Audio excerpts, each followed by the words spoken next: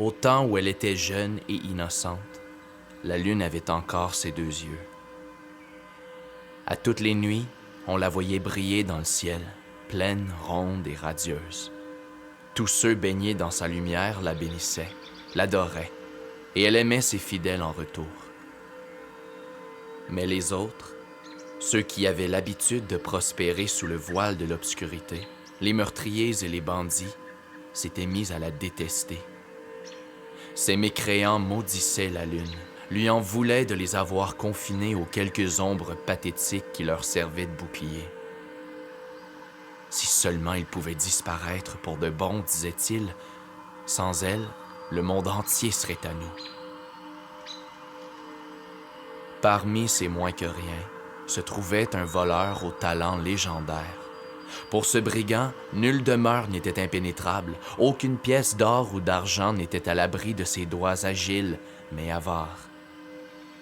Cependant, même les pillards les plus aguerris ne peuvent échapper au hasard.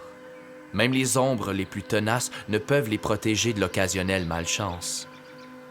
Démasqué trop souvent par la lumière bienveillante de la lune, le voleur se voyait obligé de battre en retraite, abandonnant larcin ou trésor, une fortune de roi perdue sous un regard vigilant. Après être retourné chez lui bredouille un soir, le voleur furieux jura vengeance et concocta un plan pour rendre à la lune la monnaie de sa pièce. Au beau milieu d'une nuit claire, armé d'une lutte, le voleur monta jusqu'au sommet d'une colline dénudée. Pinçant de ses doigts habiles les cordes de l'instrument, il entama avec une voix d'une douceur désarmante une série de ballades pour amadouer la lune.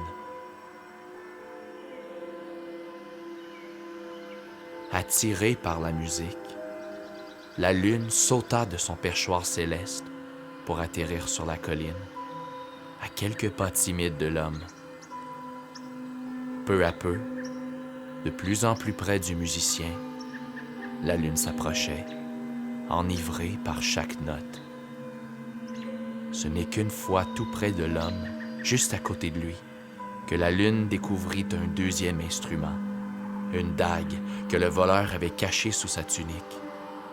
En un coup de vent, l'homme lâcha le manche de sa lutte, dégaina son arme et l'enfonça dans les yeux de son invité.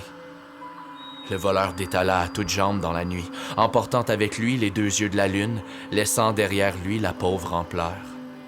Du sommet de la colline, on entendait résonner ses hurlements. Elle remonta vers le ciel. Pour que personne ne voie ses blessures ou sa honte, la lune cacha son visage et tourna le dos au monde qui l'aimait tant, le rendant aveugle tout comme elle. Malgré les prières désespérées des hommes et les cris affolés des animaux, la nuit était dorénavant d'encre et la lune absente. C'est lors d'un soir aussi noir que tous les autres, tandis qu'une lune déchue flottait à travers le firmament au-dessus de la mer, on entendit une clameur en provenance d'un navire, des chants, des rires, les éclats d'une fête.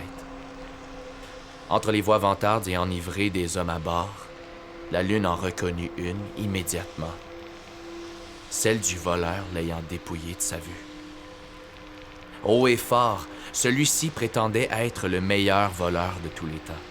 Il racontait comment il avait été facile de duper la lune pour la défaire de sa lumière. Dans une main, il tenait son prix et le montrait à tous ceux qui étaient là pour le voir, et tous ces vauriens levaient leurs verres pour le féliciter. Au son des hâbleries, la lune se mit à bouillir de colère, et la mer se mit à bouillir avec elle. Son bras étendu vers l'eau, sa main plongée sous les vagues, elle tira de toutes ses forces jusqu'à ce que la mer déborde. La soudaine tempête balaya le pont du vaisseau et emporta le voleur par-dessus bord. La lune entendit le voleur appeler à l'aide, essayant de reprendre son souffle, tandis que la houle remplissait ses poumons, tandis que l'équipage maudissait l'obscurité qui les empêchait de le voir, de le sauver. Le voleur se noya, glissant lentement vers les fonds glaciales de la mer. Un des yeux de la lune flotta jusqu'à la surface. Un albatros qui survolait la Seine plongea pour apporter à la lune ce qu'elle avait perdu. Malgré ses recherches, elle ne trouva jamais son deuxième œil. Peut-être que ce dernier a coulé avec le cadavre du voleur. Peut-être a-t-il été dévoré par une créature des profondeurs, car on raconte que certains poissons brillent de leur propre lumière dans les profondeurs marines les plus éloignées. Aujourd'hui, la lune n'a qu'un seul œil, abîmé par la lame de la dague et embrouillé par l'eau salée. Si elle regarde la terre trop longtemps, son œil se met à brûler et elle agonise. C'est pour ça qu'elle doit parfois se cacher, pour se reposer un peu, qu'elle n'est jamais pleine bien longtemps et qu'elle ne le sera plus jamais. Et si quelconque voleur croise son regard à nouveau, elle lui donnera sa lumière et toute la malchance du monde.